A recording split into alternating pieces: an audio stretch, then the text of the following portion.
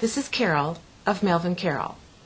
Often when we go to Zeb and Zarna with the topic in mind, they will briefly address our concerns and then take off in another direction. Such was the case when we began the following channeling session. It was long, with continued expansion on the topic of love and the need for balance. We have decided to present this expansion to you in a series over several podcasts. We hope you will be inspired by the information and that it will help each of you towards your personal spiritual goals. Mel is in full trance and has no idea of the questions I'm about to ask. The session begins with me asking Zeb a question. Not long ago, you explained that because of the present patriarchal setting on our planet that men choose to incarnate into, that they sometimes fall behind their feminine twin partner during the incarnation process. You suggested that men tend to be more focused on supporting and caring for others, being the breadwinner, and often do not take or are not given the time necessary to develop their spiritual side. True. So what kinds of things can they do that might help them towards that? Certainly they can study spirituality and apply it. Let it awaken the thoughts within them. But this is not just for men. Your focus on the men discounts the fact, one, that you're very well aware of. Certain religions handicap their women.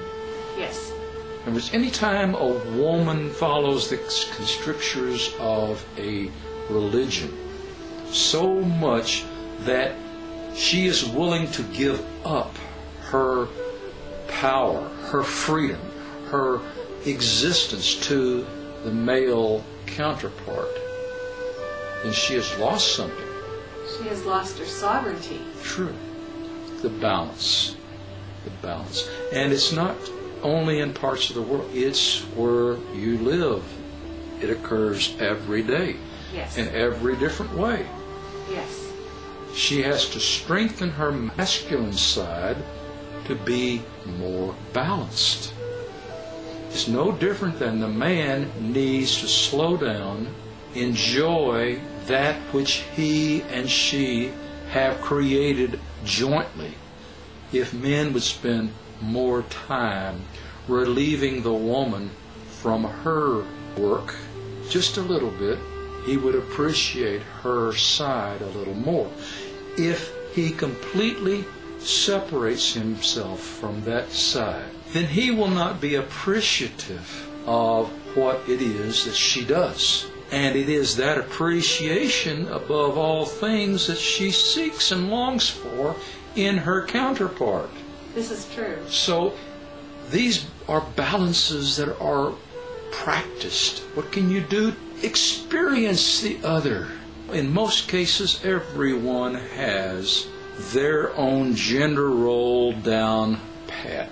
It comes from your spiritual influences. It comes from your community. It comes from your family. Step outside the box. Experiment. Find out what's out there. Don't ignore it. If you expect your man to step into your box, be ready to step into his box and experience what he does. Mow the grass. Carry out the trash. Use the saw, right? You have to balance in both. I understand. So that if you can appreciate the both, then you have achieved balance.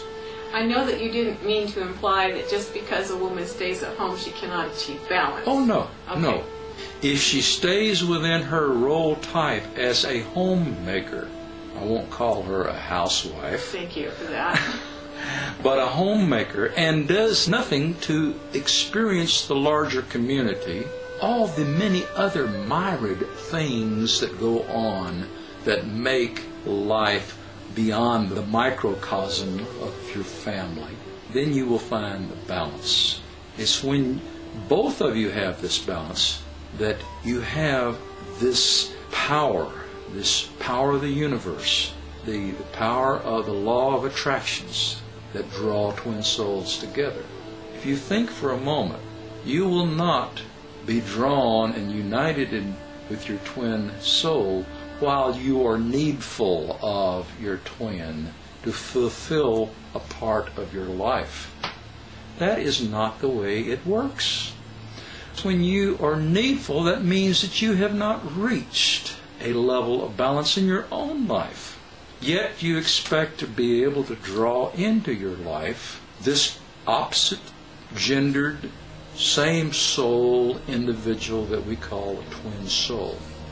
When you least need him or her in your life, when you least need him or her, then he will come or she will come. The reason why you least need them is because you are complete within yourself. That is the message that you need to get out. They confuse romantic liaisons, romantic experiences of where two people fulfill each other's needs as a twin soul relationship. And that is not what twin souls are about. They forget the word soul. If they were to call it twin relationships, twin friends, twin partners, fine.